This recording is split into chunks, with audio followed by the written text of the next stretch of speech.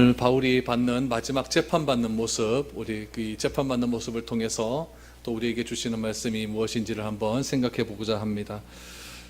고소를 당합니다. 또 내가 재판을 하게 되면, 또 재판을 받게 되면 분할 수도 있고 또 억울할 수도 있겠죠.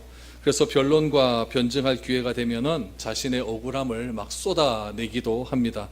근데 바울의 변호 내용을 보면, 자기를 변증하는 내용을 보면은 전혀 그렇지 않다는 것을 우리가 알게 됩니다.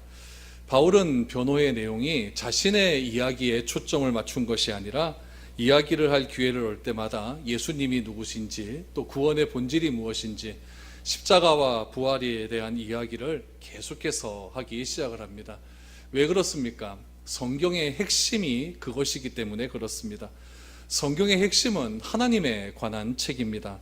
하나님과 관계를 맺고 구원의 은혜를 누린 사람에 대한 이야기가 성경에 나와 있는 기록입니다. 그렇기 때문에 여러분, 아브라함이 중요한 것이 아니라 아브라함을 믿음의 사람으로 만든 하나님이 훨씬 더 중요한 것이고, 다윗이 중요한 것이 아니라 목동 다윗을 이스라엘의 왕으로 만들어서 예수 그리스도가 태어날 수 있도록 다윗과 언약을 맺으신 하나님이 훨씬 더 중요하다는 것을 알아야 됩니다. 그런 의미에서 성경은 자기계발책도 아니고 리더십 책도 아니고 처세서도 아니고 위인접지도 아니고 철학 사상집도 아니고 이스라엘의 역사책도 아닙니다.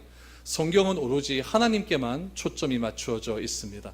하나님이 과연 누구신가? 하나님이 자기 자신을 소개하기 위해서 과연 어떻게 이야기하고 있는가? 거기에 우리가 초점을 맞추어서 성경을 이해해야 됩니다. 오늘 바울이 마지막 변호하는 것을 보게 될 터인데, 바울의 이 변호의 내용을 통해서도 우리가 알 수 있는 사실은 무엇이냐면 바로 하나님입니다. 하나님이 누구시길래 자기를 이곳에 세웠는가, 이것에 집중하게 된다는 이야기죠. 오늘 그런 관점으로 오늘 본문 말씀을 한번 살펴보기를 원합니다.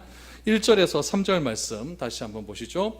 아그리빠가 바울에게 이르되 너를 위하여 말하기를 내게 허락하노라 하니, 이에 바울이 손을 들어 변명하되 아그리빠 왕이요, 유대인이 고발하는 모든 일을 오늘 당신 앞에서 변명하게 된 것을 다행히 여기니이다. 특히 당신이 유대인의 모든 풍속과 문제를 아심이니이다. 그러므로 내 말을 너그러이 들으시기를 바라나이다. 여러분, 여기서 중요한 것은 무엇이냐면 3절에 나오는 말씀이 중요합니다. 3절에 보면 바울이 아그리빠에 대해서 이야기하는데, 아그리빠는 어떤 사람이라고 바울이 이해하고 있냐면은 유대인의 풍속과 문화를 아는 사람, 그 사람이 누구다? 아그리빠 왕이다 라고 이야기를 하는 거죠. 여러분, 우리가 대화를 하다 보면은 내가 대화하는 그 상대방이 어떤 생각을 가지고 어떤 의미로 나에게 다가오는지를 잘 알아야 됩니다. 상대방이 누구인지 알지 못한 채로 그렇게 대화를 하다 보면은 자꾸 동문서답하게 되고 대화의 핵심이 자꾸 어긋나는 일들만 자꾸 생기게 되는 것이죠. 오늘 저도 설교를 할 때 보면은 여러분들이 어떤 생각을 가지고 어떤 지식을 가지고 있는지 그것을 알고 제가 설교를 합니다. 그래서 저는 신학적인 용어 잘 사용하지 않지 않습니까? 그런 말 잘 안 합니다. 그렇다고 해서 제가 신학적인 기초가 없는 건 아니지만은 그래도 최소한 여러분들에게 설교를 할 때는 여러분들이 이해하기 쉬운 단어를 사용해서 그렇게 설교하려고 노력을 많이 합니다. 왜냐하면은 저 혼자 아는 단어를 가지고 이야기해봐야 그거는 아무런 의미가 없기 때문이라는 것이죠. 바울도 마찬가지죠. 바울이 지금 아그리빠 왕이 바울에게 변명할 기회를 주었습니다. 그랬더니 바울이 손을 들어서 감사한다고 표를 하고 그 다음에 당신은 어떤 사람이다 라고 이야기를 하고 있지 않습니까? 바울은 아그리빠 왕이 어떤 힘을 가지고 있는지 안다는 이야기예요. 아그리빠 왕은 어떤 힘을 가지고 있는 왕이었냐면은 유대 성전에 대해서 대제사장을 임명할 수 있는 권한이 있는 사람입니다. 그러니까 유대인의 종교적인 모든 것을 책임질 수 있는 사람이에요. 그리고 성전에 관한 모든 일들을 아그리빠 왕의 책임 하에서 움직일 수 있는 그런 힘을 가진 사람이 아그리빠 왕입니다. 그렇기 때문에 3절 말씀해 보니까 당신은 유대인의 모든 풍속과 문제를 안다라고 하는 이야기는 무엇이냐면은 유대인들이 가지고 있는 종교적인 특징을 잘 알고 있다라는 이야기죠. 왜 그런 얘기를 한다고요? 아그리빠 왕에게는 그런 힘이 있기 때문에 그렇다는 거죠. 대제사장 임명 권한과 성전 관리에 대한 책임이 아그리빠 왕에게 있기 때문에 바울은 아그리빠 왕이 유대인의 모든 풍속과 문화를 잘 안다라는 것을 바울은 이미 알고 있었다는 이야기입니다. 우리가 사도행전 24장부터 계속해서 바울의 변명, 변증, 변호 얘기를 듣게 됩니다. 제일 먼저 바울이 변론할 때는 누구에 대해서 이야기했냐면은 유대인들과 상대를 해서 이야기를 합니다. 그래서 유대인들은 무엇을 가장 귀하게 여기냐면은 옛날부터 내려오는 전통, 그 전통을 내가 어떻게 열심을 내서 행하고 있는가, 전통과 열심에 관심이 많기 때문에 바울은 거기에 집중해서 전통과 열심이라는 관점에서 그들에게 변호를 합니다. 또 두 번째 변호는 사내들인 공회 앞에서 변호를 할 때가 있죠. 사내들인 공회원들은 어떤 사람들로 구성이 되어 있냐면은 바리새인들과 사두개인들로 구성이 되어 있으니까 이 바리새인과 사두개인들은 종교적인 열심이 대단한 사람들 아닙니까?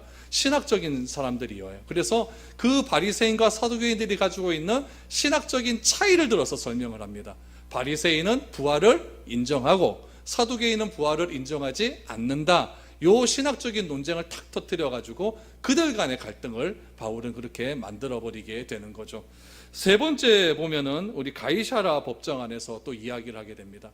가이사랴 법정할 때 여기 오늘 본문 말씀처럼 가이사랴 법정에서는 어떻게 얘기하냐면은 12지파가 있는데, 이스라엘의 12지파가 있는데 그 12지파는 왜 어떻게 존재하게 되냐면은 하나님이 그들에게 주신 말씀에 대한 소망을 가지고 살아간단 말이죠. 그래서 뒤에 나오겠지만은 바울은 이 12지파가 가지고 있는 이 소망에 관한 이야기를 또 끄집어내어서 자기에 대한 이야기를 하게 된다는 이야기죠. 그래서 바울은 자기가 지금 변론하고 변호하는 그 변호를 듣는 사람들이 어떤 생각을 가지고 있고 어떤 마음으로 그들에게 이 자리에 왔는지를 정확하게 꿰뚫고 그렇게 알고 있다는 이야기입니다.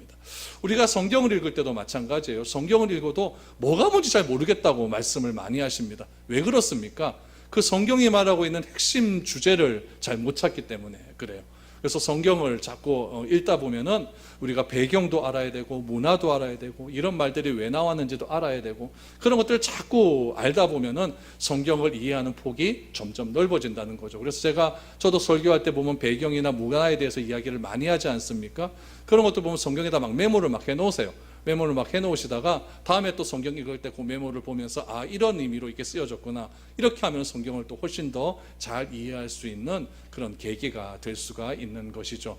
바울은 지금 오늘 변명을 하는 거예요. 아그리빠 왕에서 유대인의 풍속과 문제가 무엇인지 잘 알고 있으니까 내가 말하는 것을 좀 잘하면 들어봐 달라 라고 이야기하는 겁니다. 그럼 바울은 어떤 관점에서 얘기하겠습니까? 유대인들의 풍속과 문화, 이 관점에서 아그리빠 왕에게 자기의 변명을 하게 되는 겁니다. 그럼 어떻게 됐는지 한번 보죠. 4절과 5절, 머릿속에 항상 유대인의 풍속과 문화 기억하고 계세요. 4절과 5절 보죠. 내가 처음부터 내 민족과 더불어 예루살렘에서 젊었을 때 생활한 상황을 유대인들이 다 아는 바라. 일찍부터 나를 알았으니 그들이 증언하려 하면 내가 우리 종교의 가장 엄한 피를 따라 바리새인의 생활을 하였다 할 것이라 라고 말합니다. 여기서 핵심이 무엇입니까? 나는 누구다? 바리새인이다. 나는 바리새인이다. 바리새인은 어떤 사람이냐면은 유대인들이 바리새인들이거든요. 그러니까 나는 바리새인이다 라는 이야기죠. 여러분, 바울이 지금 아그리빠 왕에게, 유대의 문화와 풍속을 잘 아는 아그리빠 왕에게 나는 바리새인이다 이 말 한마디로 모든 게 다 정리가 되는 겁니다. 왜 그러냐면은 유대인의 삶과 종교를 이해하는 아그리빠 왕에게는 굉장히 중요하다는 거죠. 바리새인이다라고 하면은 무엇이냐면은 종교적인 열심에는 흠이 없다는 것을 뜻하는 겁니다. 근데 유대인은 자꾸 종교적인 열심을 가지고 고소를 하고 있거든요. 그러니까 그들의 고소 내용이 잘 됐다 잘못됐다? 잘못됐다는 겁니다. 나는 바리새인이기 때문에 흠이 없는 생활을 하기 위해서 최선의 노력을 다했다라는 얘기죠. 만약 이 이야기를 헬라 사람한테 이야기하면 알아듣겠습니까? 못 알아듣는 거예요. 그런데 유대인의 풍속과 문화를 잘 아는 아그리빠 왕은 나는 바리새인이다 라고 하는 말 한마디에 아그리빠 왕은 아, 저 사람은 종교적으로는 흠이 없는 사람이구나 라는 것을 이해할 수 있다는 이야기입니다. 종교적으로 흠이 없다고 자부를 하는 바리새인을 고소한다는 것은 이치에 맞지 않다라고 바울은 이야기하는 거죠. 그래서 바울은 자신을 소개할 때 종종 이런 이야기를 자주 하죠. 나는 율법으로 보면은 흠이 없는 자다라고 이야기를 많이 하죠. 그래서 바울이 아그리빠에게 자신을 바리새인이라고 설명한 것은 아그리빠 왕이 유대인의 문화와 종교의 풍속들을 다 알고 있는 사람이기 때문에 그렇게 이야기하는 겁니다.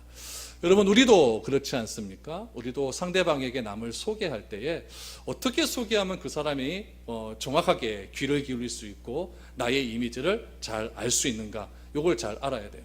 우리 목요일날 우리 자기소개하기 하지 않았습니까? 지지난주 목요일날 우리 정미애 선생님 소개할 때 어떻게 소개했어요? 정말 아름답고 사랑스러운 여자입니다 이랬더니 요즘은 그렇게 소개 안 한대요.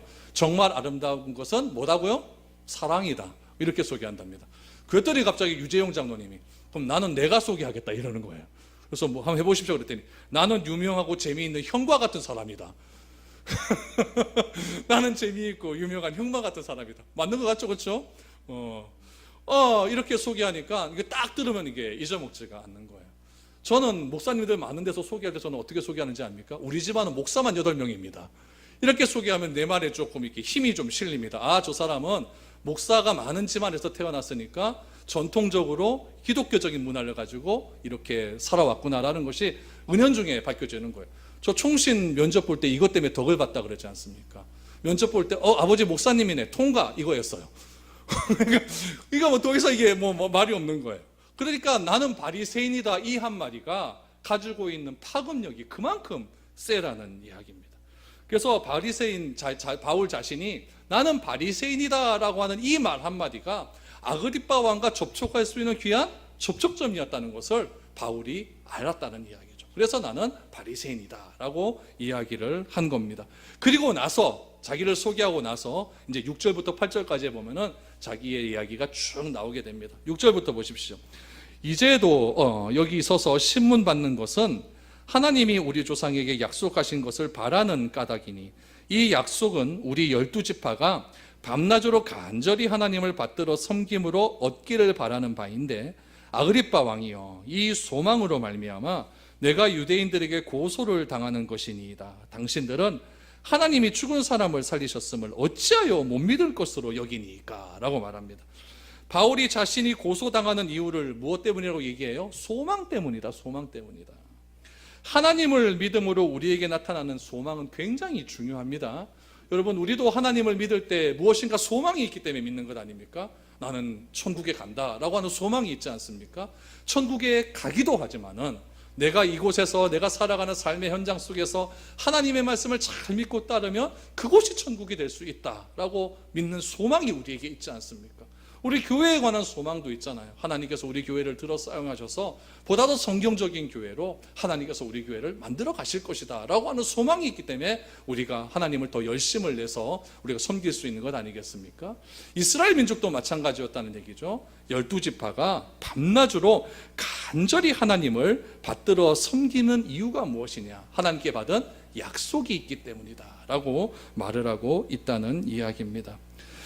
바울은 아그리빠 왕에게 그 소망을 당신은 알고 있다는 이야기죠. 왜 아그리빠 왕은 알고 있을까요? 12지파 이스라엘에 대한 문화와 풍속을 아는 사람이기 때문에 지금 막 띄워주고 있는 겁니다. 막 띄워주고 있는 거죠. 그래서 이 소망은 하나님 나라의 백성의 소망이며 시민으로서의 소망이고, 궁극적으로는 8절에 보니까 하나님이 죽은 사람을 살리심을 어찌하여 못 믿을 것으로 여기나이까? 여러분, 이건 부활을 믿는다는 얘기입니까? 못 믿는다는 얘기입니까? 자기는 믿는데 유대인들이 안 믿는다는 얘기죠. 바울 자신은 왜 믿을 수밖에 없으니까? 바리새인이니까. 바리새인은 부활을 믿고 사두개인은 부활을 안 믿으니까 나는 바리새인이니까 부활을 믿는데 왜 유대인들은 예수님이 부활하셨다고 하는 이 놀라운 소망을 안 믿는지 모르겠다라고 하면서 그렇게 지금 아그리빠 왕에게 어필을 하고 있는 것입니다. 그래서 자기는 이 부활의 소망을 믿기 때문에 이제 이렇게 했다라는 거죠. 9절부터 보십시오. 나도 나사렛 예수의 이름을 대적하여 많은 일을 행하여 될 줄 스스로 생각하고 예루살렘에서 이런 일을 행하여 대제사장들에게서 권한을 받아가지고 많은 성도를 옥에 가두며 또 죽일 때에 내가 찬송 투표도 했다라고 말합니다. 바울은 부활하신 예수님을 만나기 전에 어떻게 했다고 합니까? 예수님을 나도 핍박했다? 맞다, 핍박했다라고 이야기를 하죠. 그래서 예수 믿는 사람들을 잡아 죽이기 위해서 열심을 냈다라는 것을 이야기합니다. 이것이 여러분 자기가 지금 그대로 당하고 있는 것 아닙니까? 유대인들도 그런 열심 때문에 나를 지금 고소했다는 겁니다. 그래서 내가 이 자리에 섰다는 이야기죠. 나도 똑같이 그런 일들을 했다는 이야기입니다. 나도 예수님을 만나기 전에, 부활하신 예수님을 만나기 전에 예수 믿는다고 하는 그 사람들을 찾아다니면서 그렇게 열심을 다하여서 그 사람을 잡으려고 노력을 했다라는 이야기죠. 또 특별히 대제사장들에게 고난을 받아서, 이거는 요즘 말로 하면 뭐냐면은 체포영장 받는 겁니다. 체포영장 받아가지고 가가지고 많은 성도들을 옥에 가르고, 또 사람 죽일 때 돌로 던져서 사람 죽이는 거죠. 돌로 던져 죽일 때 찬송 투표하였고, 성경에 보면 이 찬송 투표한 게 나오죠. 누구 죽일 때? 스데반 죽일 때 바울이 웃옷을 벗지 않습니까? 이것은 내가 스데반 죽이는 일에 내가 책임지겠다라고 하는 표시거든요. 웃옷을 벗어가지고 내가 이 정도까지 했다 이겁니다. 이 정도까지 했다는 이야기죠. 그래서 대제사장들에게 예수 믿는 사람을 체포할 수 있는 권한을 가지고 가서 옥에 가두는 일도 앞장섰고, 돌을 들어서 그들을 죽이거나 찬송 투표하는데도 자기는 열심을 냈다라고 이야기를 합니다.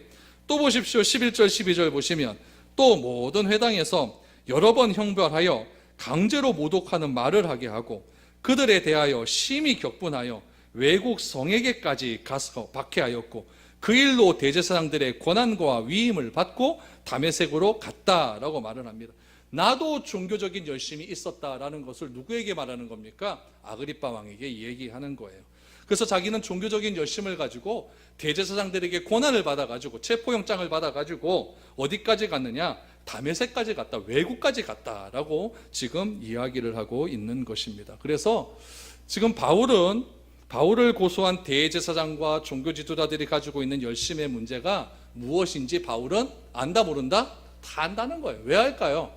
나도 그렇게 했으니까요. 자기도 그런 열심이 있었으니까 나도 다 안다라는 겁니다. 바울은 또 과거에는 그런 열심 때문에 외국에게까지 가서 이렇게 열심을 내었다라고 말을 합니다.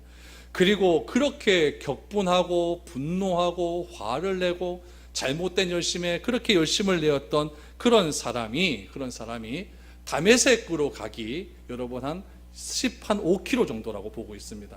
15km 정도 보면은 바울이 말을 타고 가다가 예수님의 환한 빛을 보고 떨어졌다고 얘기하거든요. 그래서 그 떨어진 장소에다가 바울 낙마교회라고 교회를 하나 세워놨어요. 별 희한한 교회가 다 있죠. 바울 낙마교회. 바울이 가다가 떨어졌다. 예수님의 빛을 보고. 그쯤이 어디냐면은 다메섹까지 한 2, 3km 정도 되는 그 거리입니다. 다 온 거 아닙니까? 그렇죠? 거기에서 지금 예수님을 자기는 만났다라고 말을 합니다. 그 만남의 과정이 13절, 14절입니다. 왕이여, 정오가 되어 길에서 보니 하늘로부터 해보다 더 밝은 빛이 나와 내 동행들을 둘러 비추는지라. 우리가 다 땅에 엎드려짐에 내가 소리를 들으니 히브리 말로 이르되 사울아 사울아 내가 어찌하여 나를 박해하느냐. 가시체를 뒷발질하기가 내게 고생이니라 라고 말합니다. 지금까지 바울이 예수님을 만난 증언이 오늘 26장까지 3번이 나옵니다. 3번이 나오는데, 첫 번째는 바울이 이제 진짜 예수님을 만났던 그 장면이고, 두 번째는 자기가 변호할 때 이 얘기를 한번 했었습니다. 세 번째로 변호할 때 이 얘기를 하는데, 그 사도행전에는 바울이 예수님을 만난 그런 간증적인 내용이 3번이 등장을 하죠.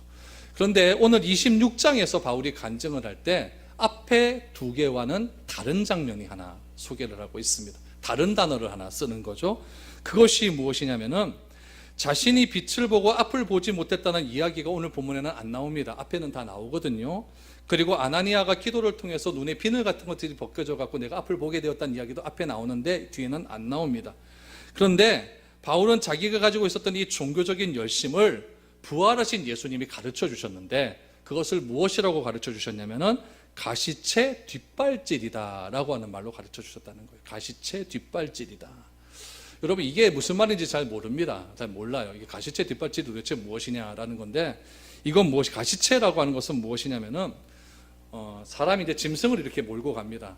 저는 짐승을 한 번도 안 몰아가가지고 잘 모릅니다.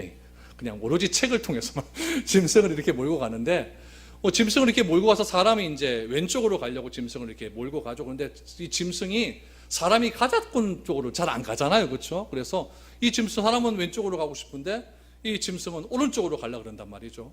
그럴 때를 방지해서 이 사람이 뒤에다가 몽둥이에다가 가시를 막 박아 놓는다 그래요. 가시를 막 박아 놓고 다 주인이 원하는 방향으로 가지 않을 때 그 소가, 그 짐승이 이게 발걸음질을 하지 않습니까? 발걸음질을 할 때 원하는 방향으로 가지 않게 되면은 뒤에 가시가 있으니까 그 뒷발이 자꾸 가시에 대인다는 거죠. 대이게 되면은 그 소가 아프다는 이야기예요. 그래서 주인이 원하는 쪽으로 가게 하는 장치가 있는데 그것을 무엇이라고 하냐면 가시체라고 이야기한답니다. 가시체. 그러니까 가시체 뒷발질이라고 하는 이야기는 무엇이냐면은 바울이 열심을 많이 냈다는 이야기예요. 종교적인 열심을 많이 냈는데 바울이 하는 그 종교적 열심이 무엇과 똑같으냐면은 소가 가다가 잘못된 길로 가서 뒷걸음질로 자꾸 뒷발질로 가시체를 찢는 것과 똑같은 열심이었다는 이야기죠. 그러니까 맞는 열심, 안 맞는 열심? 안 맞는 열심이었다는 이야기죠. 그래서 예수님께서, 부활하신 예수님께서 딱 오셔가지고 바울에게 이전까지는 하지 않았던 새로운 말씀을 하신 겁니다. 그 말씀이 무엇이냐면은 네가 하는 행동이 무엇이다? 가시체 뒷발질 같은 그런 행동을 했다라는 겁니다.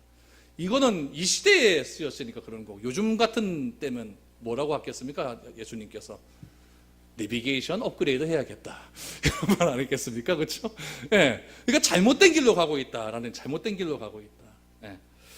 지금 바울은 그런 거죠. 그래서 바울이 예전에 했던 일들이 자기 자신은 하나님을 위한 일이라고 생각을 했지만 이 일은 하면 할수록 발만 아픈 헛수고였다라는 것을 예수님께서 그렇게 자신에게 가르쳐 주었다라고 아그리빠 왕에게 이야기를 하고 있는 겁니다.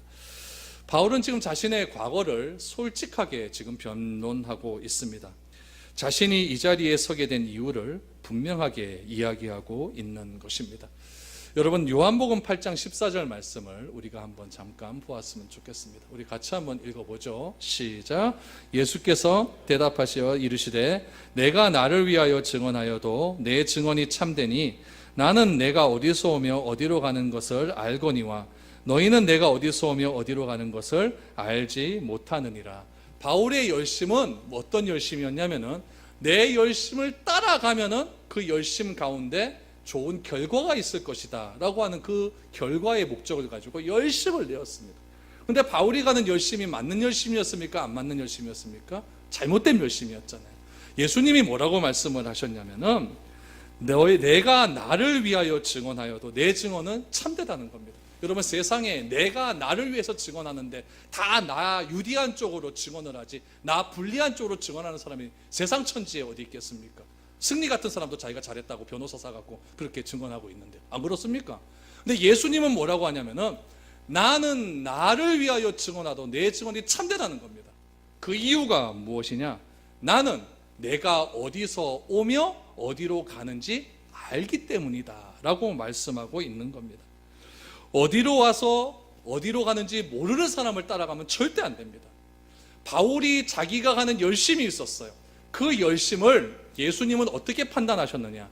예수님은 어디로 와서 어디로 가는지 아시는 분이었는데 어디로부터 와서 어디로 가는지 아는 그 예수님께서 바울이 가는 그 길을 뭐라고 말씀하셨냐면 가시째 뒷발질하는 것과 똑같다라고 말하는 것은 바울이 가는 길이 잘못되었다라는 것을 의미하고 있는 것이죠. 여러분, 우리가 따라가야 될 대상은 사람이 아닙니다. 우리가 따라가야 될 세상은 예수님밖에 없습니다. 우리는 어디로 가야 됩니까? 하나님께 가야 됩니다. 사람을 따라간다고 하나님께 갈 수가 있겠습니까? 절대 그렇지 않습니다. 예수님은 자기 자신을 무엇이라고 말을 하냐면은 내가 곧 길이요 진리요 생명이니 나로 말미암지 않고는 아버지께로 갈 자가 없다라고 말씀을 하셨습니다. 우리가 가야 될 곳이 하나님 아버지라고 한다면은 우리를 하나님 아버지로 바르게 인도하실 분은 누구밖에 없다? 예수님밖에 없다는 이야기. 왜 그렇습니까? 예수님 자신은 내가 나를 위하여 증언하여도 그 증거가 참되기 때문에 그렇다는 이야기입니다. 바울이 이야기하고 싶은 것은 바로 이런 이야기죠. 그래서 예수님께서는 이렇게 말씀을 하셨어요. 내가 이 땅에 왔다. 내가 다시 이제 하나님께 아버지께로 갈 것이다 라고 말을 합니다. 아버지께로 가서 무엇을 한다고 하십니까? 우리를 위하여 예비될 거처를 예비하러 가신다라고 말씀합니다. 그래서 어떤 사람은 예수님께서 거처 예비해갖고 열심히 충성하는 사람은 50평짜리 아파트에 들어가 살고 그렇지 않은 사람은 전세에 살고 월세에 살고 이렇게 한다고 이상한 얘기를 하는 사람들이 있어요. 거처가 그 거처가 아니잖아요. 거처가 그 거처가 아니잖아요. 어디 거처를 아파트 투기하는데 그렇게 했냐. 말도 안 되는 소리를 합니까? 예수님께서 거처를 예비하러 갔다라고 하는 것은 예수님께서 아직까지 십자가에 죽기 전에 하신 말씀이니까, 십자가 죽음을 통해 부활을 하시고 부활하셔서 3일 만에 승천하시고 그리고 나서 예수님께서 성령을 보내어 주심을 통해서 이 세상의 많은 사람들에게 복음이 들어가서 그 복음을 믿고 하나님을 예수님을 영접하는 자들에게 하나님께서 구원의 메시지를 전해주겠다라고 하는 이 메시지를 이상하게 오용을 해서 이런 식으로 해갖고 예수님께서 무슨 공사 반장이니 뭐니 이런 얘기를 해서 이건 말도 안 되는 이야기입니다. 여러분, 이 바울은 자기가 가지고 있는 종교적 열심은 어디서부터 근거한 거냐면은 철저하게 율법으로부터 근거한 거였고 하나님으로부터 근거한 거였고 옛날부터 내려오던 그 전통에 근거한 것에 의해서 자기는 그렇게 종교적인 열심을 내었는데, 그것조차도 예수님께서는 무엇이라고 말씀하셨냐면은 가시채 뒷발질하는 것과 똑같다라고 말씀하시면서 우리는 온전히 예수님을 쫓아가야 되는 삶을 살아야 될 것이다 라고 분명히 말씀하고 있다는 겁니다. 그래서 바울은 이야기하는 거죠. 예수님을 만나고 나서 내가 그동안 가지고 있었던 전통과 열심은 완전히 무너졌다는 겁니다. 완전히 무너졌다. 나는 이제부터 그러한 삶을 살아가는 것이 아니라 자신이 내가 나 자신을 그렇게 잘한다라고 생각을 했는데 이제는 그것이 아니라 주님이 누구신지를 바로 알고부터는 주님을 위한 삶으로 내 삶이 변화되었다라는 것을 강조하고 있는 겁니다. 그러면 15절 보십시오. 내가 대답하되 주님 누구시니까? 주께서 이르시되 나는 내가 박해하는 예수라. 일어나 너의 발로 서라. 내가 내게 나타난 것은 곧 내가 나를 본 일과 장차 내가 내게 나타난 일에 너로 종과 증인을 삼으려 함이니 라고 말합니다. 여러분, 바울이 예수님께 묻습니다. 누군지도 몰라요. 주님 누구십니까? 여기서 말하는 주님은 우리가 예수님을 말할 때 주님이라는 말이 아니고 너무나 강력한 빛이 쬐어버리니까 강력한 권력 앞에서 자기가 그분을 어떻게 말할지 모르니까 그냥 주님 그러는 겁니다. 그냥 선생님 이런 말이죠. 주님 그러는 겁니다. 도대체 누구십니까? 예수님은 말씀하시죠. 나는 내가 박해하는 예수라 라고 말하면서 또 무엇이라고 이야기하냐면은 너의 발로 서라 라고 말합니다. 너의 발로 서라.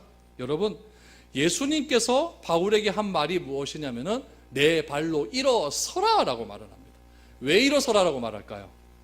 여러분 지금 여기 다 앉아 있잖아요. 앉아 있는 것은 왜 앉아 있습니까? 아직 갈 때가 안 됐으니까 앉아 있는 것 아닙니까? 그렇죠? 일어선다는 것은 무엇입니까? 갈 때가 되었다라는 거예요.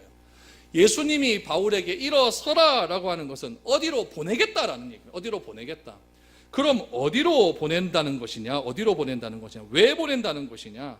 내가 나를 본 일과 장차 내게 나타날 일에 너로 종과 증인을 삼으려 함이다 라고 말을 합니다.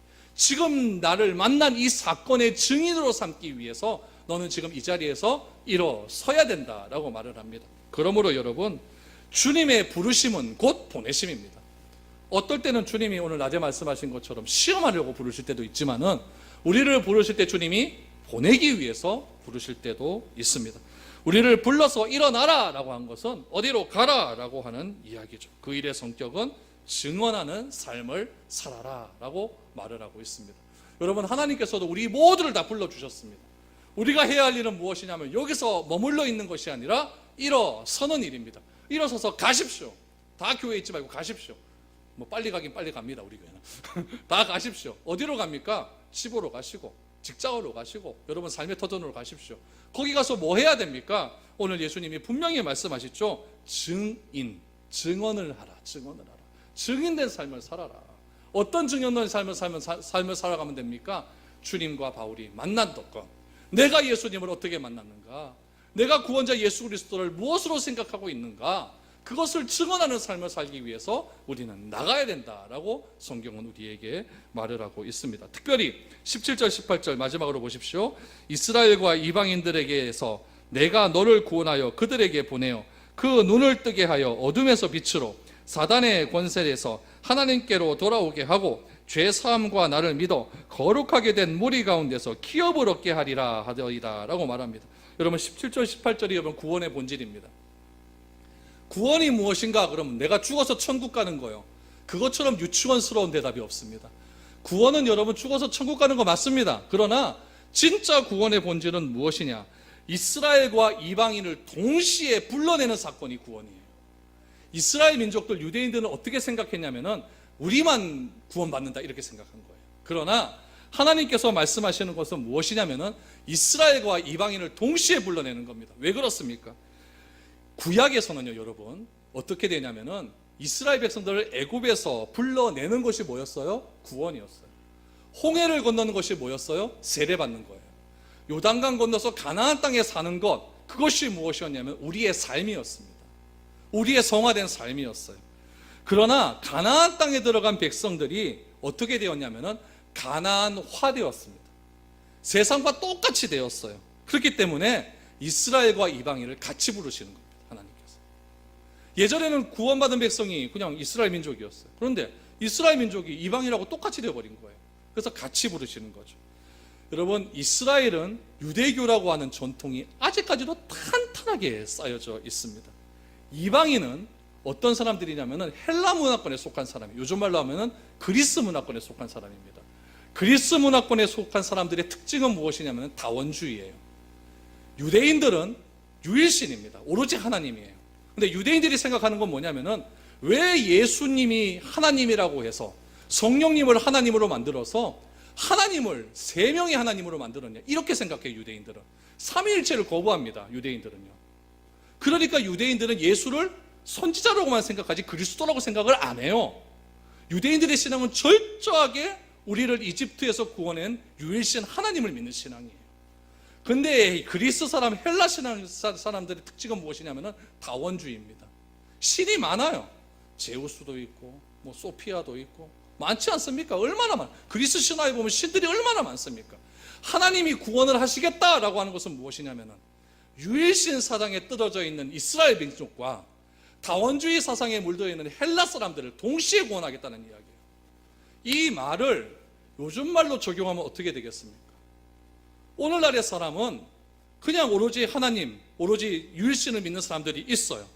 오늘날의 사람들 중에서도 너무나 많은 다원화된 그런 사회 속에서 모든 것이 진리가 너무나 많다라고 생각하는 사람들이 있어요. 그런 사람들 사이에서 불러내는 것, 불러내서 예수 그리스도, 예수를 그리스도라고 인정하게 만드는 것, 그것이 구원이라는 이야기예요. 여러분 보십시오. 예수님이 이 땅에 오셨습니다. 예수님이 이 땅에 오셔서 하신 일이 무엇입니까? 유대인들에게, 유대교로 완전히 전통으로 무장된 그런 유대교에게 진정한 하나님을 믿는 것은 그렇게 믿는 것이 아니라는 것을 새롭게 가르쳐주지 않았습니까? 그래서 새로운 게 구원의 본질이 무엇인지를 그 유대교를 믿는 이스라엘 민족들에게 그대로 가르쳐 주었다는 이야기예요.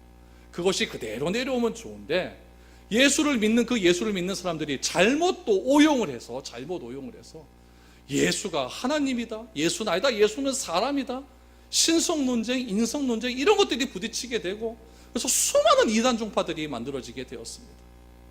예수님은 유대교를 타파하고 잘못된 종교를 타파하고 진정한 종교는 나의 선행을 쌓아서 구원을 얻는 것이 아니라 하나님을 믿음으로 구원을 얻는다는 것을 보여주기 위해서 이 땅에 오셨는데 그런 것들이 자꾸 오용되다 보니까 이제는 여러분 예수를 믿는 것도 어떻게 믿어야 되냐면은 내가 무엇인가를 해야 되고 내가 무엇인가를 뭐 바쳐야 되고 내가 무엇인가를 선행을 해야 되고 교회에서 뭐 해야 되고 교회에서 뭐 직분 받아야 되고 그래야만 구원을 얻는다는 식으로 잘못된 식으로 자꾸 오용되기 시작하는 거예요. 새로운 종교개혁이 필요한 것 아니겠습니까? 종교개혁을 했더니 뭐가 또 탄생하게 됩니까? 새로운 카톨릭이 들어오기 시작을 하는 거예요.